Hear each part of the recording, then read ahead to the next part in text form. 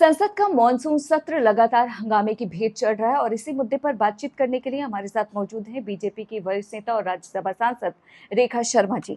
देखा जाए तो एसआईआर के मुद्दे पर संसद में लगातार विपक्ष हंगामा कर रहा है। आपको क्या लगता है कि आखिरकार विपक्ष चाहता क्या है? ये हमारे भी समझ के पार है कि विपक्ष चाहता क्या है। शायद उनका ध्येय सिर्फ पार्लियामेंट चलने ना देना है, अपने फेलियर को छुपाना है। बार बार देखा गया कि वो कोई ना कोई मुद्दा सामने लेके आते हैं। पहले एक मुद्दा था सिंदूर, ऑपरेशन सिंदूर। ये अभी शुरू भी नहीं हुई थी पार्लियामेंट, तब भी वो करना चाह रहे थे। जब पार्लियामेंट शुरू, वो स्पेशल सेशन लाना चाह रहे थे। पार्लियामेंट शुरू होने के बाद उनको डेट दी गई, लेकिन वो पहले का हफ्ता जो था वो अलग अलग चीजें, एजेंडा अलग था, लेकिन उसमें उन्होंने काम नहीं करने दिया।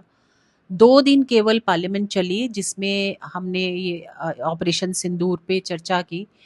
उसके बाद और उससे पहले ही उनका एक और शर्त आ गई कि आप एसआईआर पे चर्चा करोगे तो आप हम ये ऑपरेशन सिंदूर पे करेंगे। ऑपरेशन सिंदूर पर भी बहुत मुश्किल से वो संसद चलने दी उन्होंने।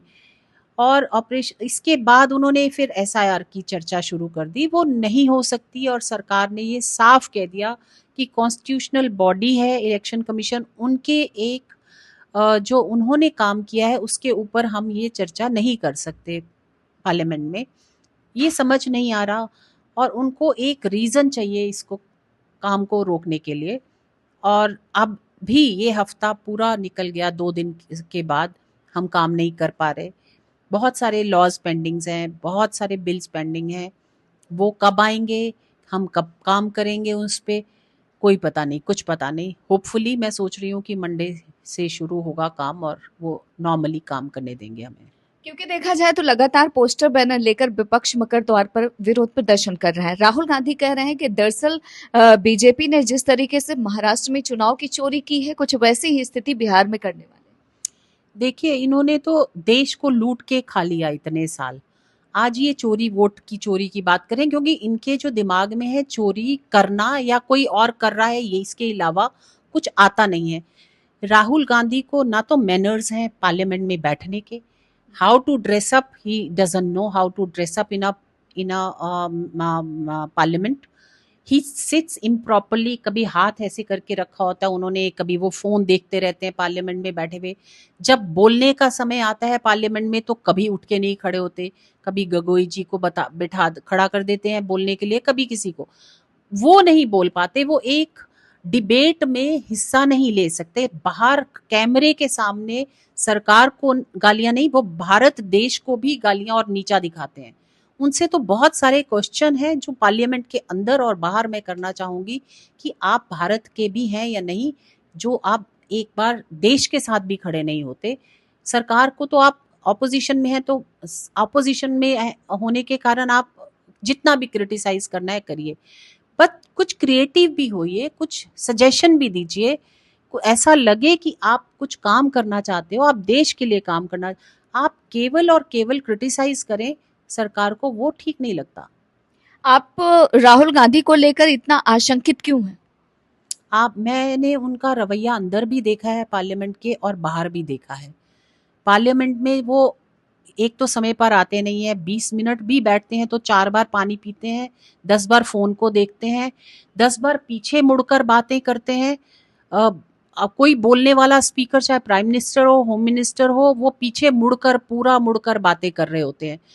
उनके इस पूरे जेस्चर से ऐसा लगता है कि ही इज नॉट सीरियस। अगर किसी को जवाब देना है तो वो दूसरे का सुनेगा, उसमें से पॉइंट्स ढूंढेगा कि मुझे किस पे जवाब देना है।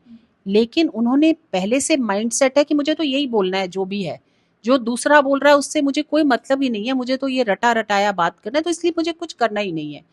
पीछे जाएंगे, आगे आएंगे, बाहर जाएंगे, 10 मिनट बाद फिर आएंगे। उनका पूरा जो चलन है पार्लियामेंट में, मुझे नहीं लगता कि वो एक प्रॉपर पार्लियामेंटेरियन का है।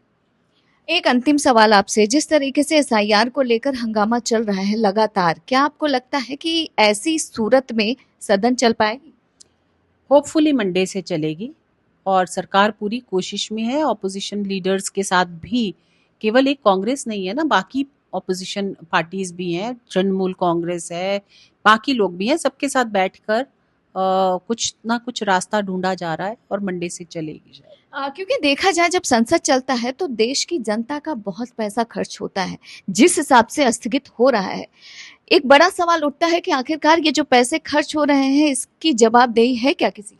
बिल्कुल, ये तो जवाब देना ही पड़ेगा ऑपोजिशन को, क्योंकि हम मुद्दे लेकर अपनी अपने लोगों के मुद्दे लेकर आवाज उठाकर क्वेश्चन करें सरकार से, मिनिस्टर से, ये हमारा काम है, इसलिए हम पार्लियामेंट में बैठे हैं, ना कि हम टाइम वेस्ट करें। बहुत सारे बिल्स पेंडिंग हैं, उसको लेकर उस पर चर्चा करें। मुझे अपनी कॉन्स्टिट्यूंसी की बात करनी है, मुझे किसी विमेन रिलेटेड टॉपिक पे बात करनी है, तो मैं कहाँ कब करूँगी?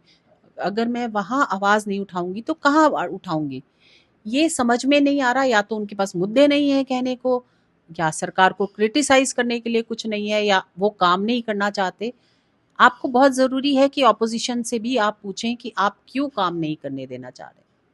बिल्कुल, हमसे बातचीत करने के लिए आपका बहुत-बहुत धन्यवाद। और ऐसे में ये सवाल तो बेहद जायज़ है कि जो संसद में चुने हुए नेता आते हैं, जब संसद की कार्रवाई होती है तो देश की जनता का ही पैसा खर्च होता है। तो ऐसे में सांसदों को इस बात का भी ख्याल रखना बेहद ज़रूरी है कि जनता अपने पाई-पाई के पैसे की हिसाब भी उनसे लेगी। और ऐसे में जो संसद में चल रहा है, देखना काफ़ी महत्वपूर्ण होगा कि क्या आगे भी ऐसे चलेगा या फिर संसद में कुछ काम भी होगा। दिल्ली से इंडिया पोस्ट न्यूज के लिए ममता चतुर्वेदी।